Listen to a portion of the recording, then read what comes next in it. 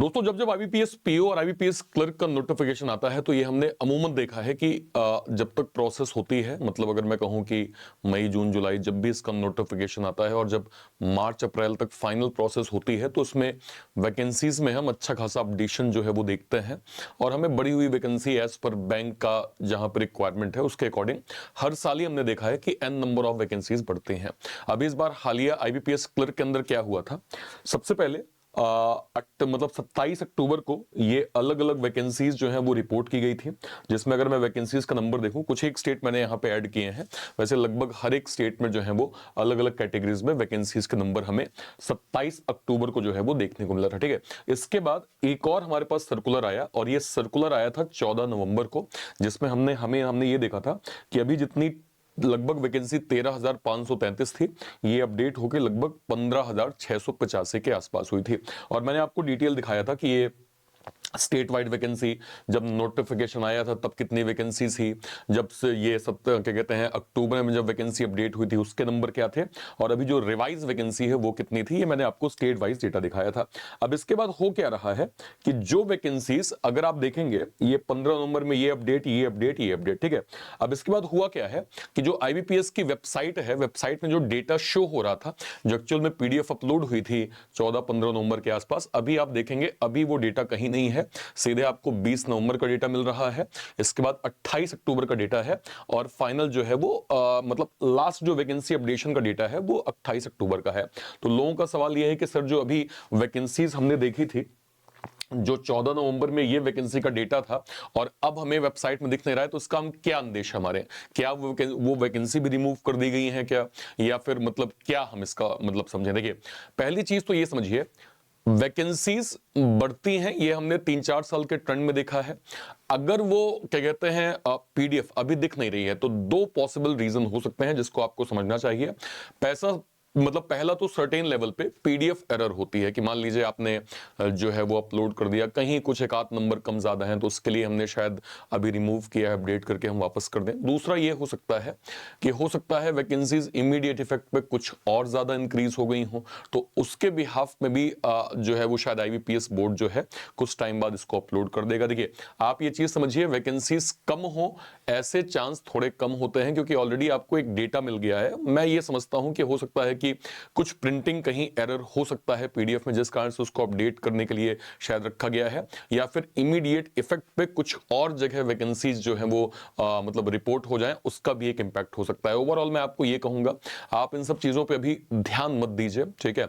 Vacancies already updated हैं, ये आपको 2 बार से पता चल गया है और मैं फिर कहूंगा कि अभी यहां पे रुकेगा नहीं। अभी आपका जब तक फरवरी मार्च तक की प्रोसेस होगी तब तक हो सकता है एज पर बैंक रिक्वायरमेंट हमें वैकेंसीज के नंबर और ज्यादा देखने को मिले, है ना, जो कि हर साल ही हम ठीक ठीक नंबर पे देखते हैं। तो ओवरऑल आपके लिए बेनिफिट जो है वो हर तरीके से होगा, ठीक है। फिलहाल आपको फोकस करना चाहिए यहाँ पे आईबीपीएस क्लर्क मेंस में, आपके सामने एग्जाम है और एग्जाम में टाइम अब कम बचा हुआ है ना।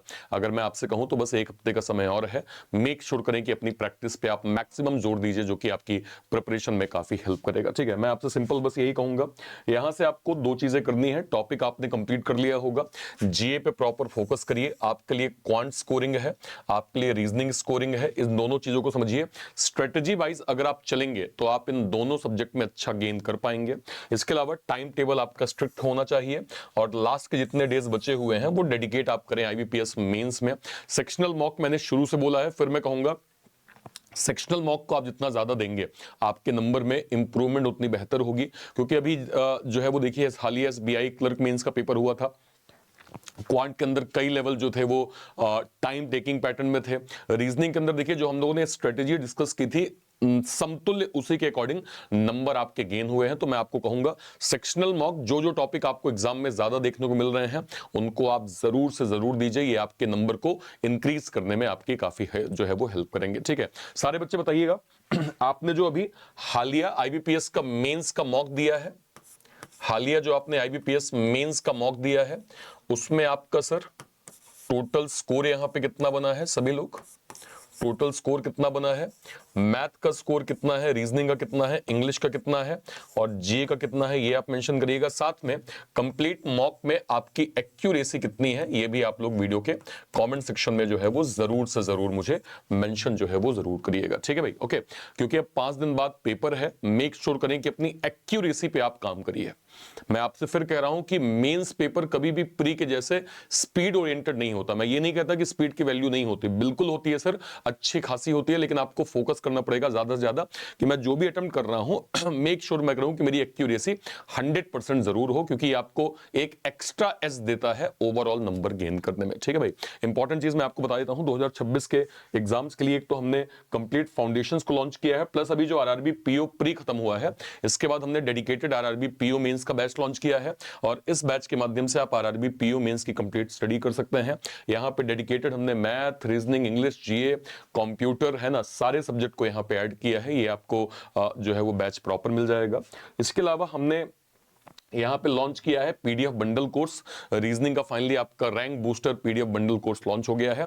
इसको हम टारगेट कर रहे हैं 2026 के सारे एग्जाम्स के लिए। सिस्टमैटिक वे में इसमें हम कंटेंट अपडेट करते जा रहे हैं, ठीक है, चाहे पजल के हो गए, देन आपके मिसलेनियस टाइप्स के हो गए, धीरे धीरे इसमें कंटेंट अपडेट होता जाएगा।